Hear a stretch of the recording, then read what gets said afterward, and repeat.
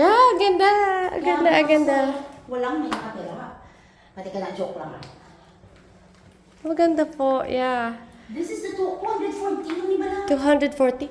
Actually, malaki nga po siya actually. Because high ceiling. This is how they make their houses. Yeah, maganda po yung high ceilings para yung the natural light. You could do look for sa mga sa Pinterest.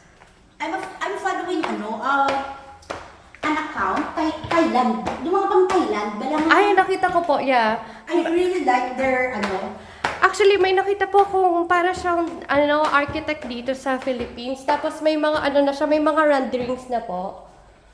Tapos may renderings na siya ng floor plan. Tapos yun, bibili mo yung renderings sa kanila. Ang lupa is open. Ang ganda. Near to guardhouse. So, raw open kami nagbaligya. Kay Ang ganda. very strict yung yung bangko.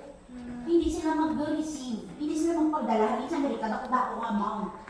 Ay, ang cute naman. Ang cute. Ang cute. Centralized aircon mo dapat. Oh, yeah. Apo. Yeah. Oh my gosh. How cute is this?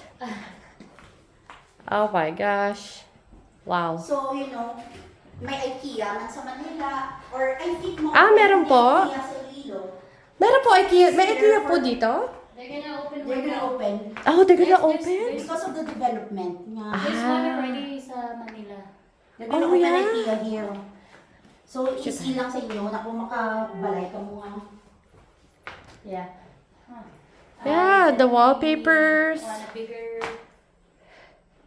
masters and yeah, and the restroom and the closet. The closet is nice, yeah. may gamit na malaki. Ang cute naman. Wow. Ay, ayaw mag-open.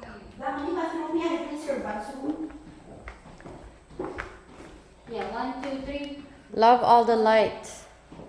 Ne?